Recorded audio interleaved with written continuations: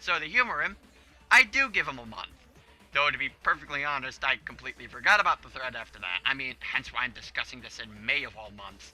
It wasn't until another piece of work I received that made me even consider going back, but when I did go back, I noticed there was a severe lack of comments on the thread still. Even one guy saying, hey, this thread topic is dead, just move on.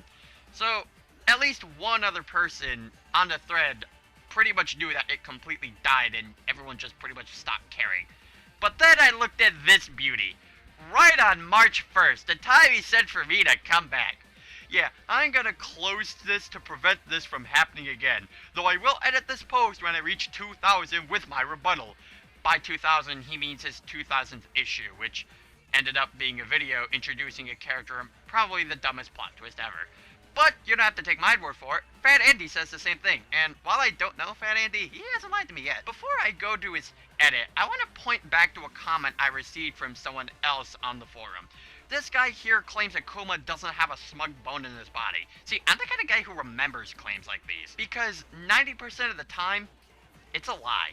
Hell, people used to tell me the same thing about Vicious, and look what happened. Ended up proving me right the whole time. Every time. And Akuma's no different. Now that I've reached my 2,000th comic, which, by the way, it's not even a fucking comic, it was a video. Sorry, I'm nitpicking right now, but I just can't help but point that out. You blew it! You had it, but you blew it. You were so close to being ahead of the game, but instead of finding reasons why Jack won, you instead focused on possible and wrong reasons why Goku lost. If you really want to criticize, look at the whole picture. One fight does not an entire story make. Oh, and if you're still wondering, yeah, the thread is still closed off, so I can't reply to it. Boy, do I have a lot to say about this. One, all you did was make some bullshit reveal that wasn't actually Samurai Jack in the tournament, and how convenient you make that the case after I call you out on it. Seems to me you just felt like rushing the reveal just to simply cover your ass, which is bad story writing 101. 2, you were so close to being ahead of the game, but instead of finding reasons why Jack won, you instead focused on possible and wrong reasons why Goku lost. Akuma, that's literally the same fucking thing. So instead of focusing on why one guy lost, I should have focused on why the other guy won. But that's literally the exact same thing. And keep in mind, I wasn't just going by the fake Samurai Jack's abilities, but also Goku. So I took both into account. If you really want to criticize, look at the whole picture. You say this while telling me to wait for something to come up in the later future. You're essentially saying my criticism is bad simply because of something no one saw coming up in the near future presentation of your story. That's not how it works, dumbass. That's like saying someone were to give you a test paper in a completely different language and go, oh, well, you should have known it was going to be in a different language. We can't see the future. We're not all Shulk here. We're not Minato boys. And the fact that you even used future productions is such a huge cop-out. Besides, it's not like the reveal you did was even that big. You literally just made a video where he emerges from flames. Ooh, what a reveal. Besides, even if it wasn't the real Samurai Jack, that doesn't disclose the argument I made towards the way he fought Goku. You could replace the fake Samurai Jack with Batman, someone who actually knows about pressure points, and the argument would still be the same. It wasn't more so fake Jack's abilities being dumb, but how they were used and how the plot essentially forced Goku to lose simply because you seem to have a hard-on on watching Goku always get the short end of the stick. The biggest problem is you reach for conclusions to finish a conflict in a story, and in the end it becomes forced. 4. One fight does not an entire story make. It does when the rules to all the conflicts you have in your story resolve around the same bullshit writing. That's all you ever do for your stuff. You make up the dumbest plot points for the characters and storylines, all simply based on technicalities, which you do all the time. Now, I'm not saying thinking on technicalities are wrong, but there's a difference between a technicality that makes sense and reaching for bullshit. Even so, you're still a horrible writer who knows nothing about the characters you use. Besides, if we're to go by that understanding that Jack was Undertaker the whole time, then do tell me, where did he figure out how to move exactly like Samurai Jack? I'd imagine he'll say off-screen, which I'll lean into this segue with. Recently, I was given another post by Akuma where he banned a user from his site for giving simple criticism. Sadly, I couldn't find the original post, but I was given a copy-paste comment from the guy who sent me the link to Akuma's comment. A user by the name of @mad12 stated, "Gasp! Negaduck actually doing something." This would actually be interesting if, we actually saw what he did. Your grasp of show don't tell is limp and buttery. And it's true, majority of the stupid shit Akuma does for his storylines are summed up as it happened off screen. Okay, I'm gonna give some advice to anyone who aspires to be a good story writer, and this advice may save your ass from becoming someone like either Akuma or Vicious or whoever writes his fucking sprite animations. If you're writing a story, and an important plot point you make is a result of something that happened off screen, you're a terrible writer. It's a huge cop-out that results in writers being too fucking lazy to make a story that lines up. Characters can enter the scene unexpectedly. That's something that just normally happens. I mean, people come and go in certain intervals, but a sudden convenient change in a character's or a story simply because of something that happened off screen is laziness at its finest. Let's take a look at Dragon Ball. We got to see Goku grow up, learn new abilities, train to be stronger, and we could keep up with his feats because we saw that development. Akuma, on the other hand, oh, this happened because there were events from off screen. That's the laziest thing a writer could ever do. So, how did Akuma respond? Yesterday, I had Jason take out the Undertaker. Today, I have him as a head. That's why this is called shot out of cannon.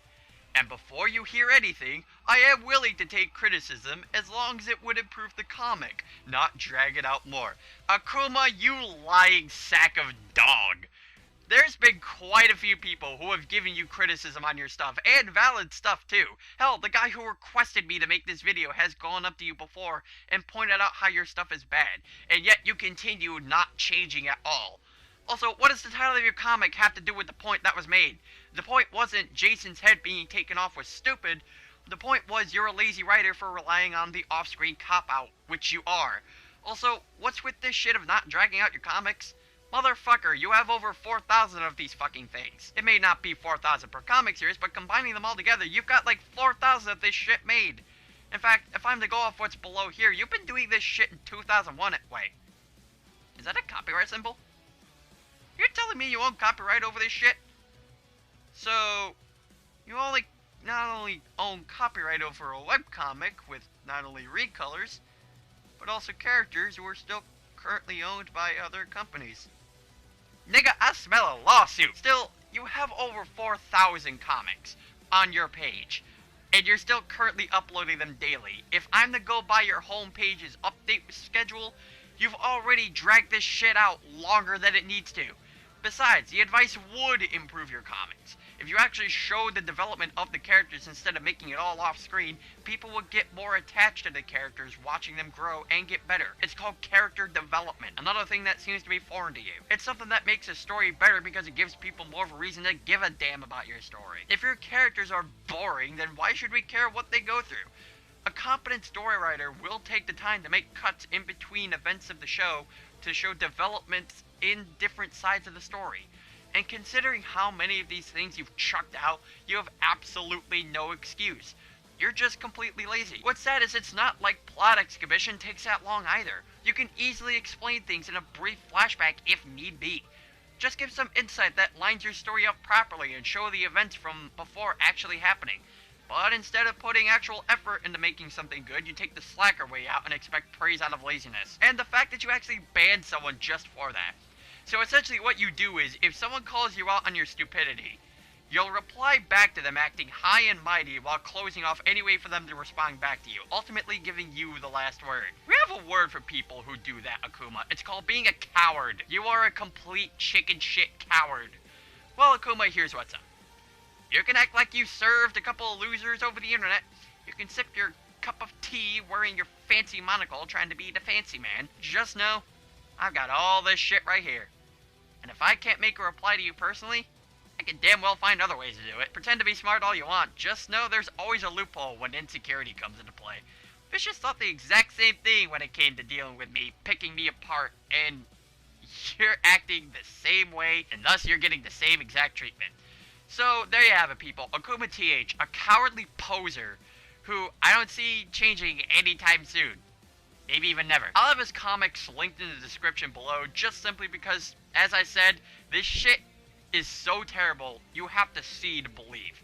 I know I did just ramble on about it for a while, but let's just say I merely told you what you'd be getting into if you're ever curious enough to look at this trashy webcomic series. It'd be good for dramatic reading material if you're looking for that. Just prepare for your mind to go numb with how stupid the whole thing is. Well, I'm done with here. Hope you enjoyed the Metal Gear Rising music. God, I hate this fucking headset.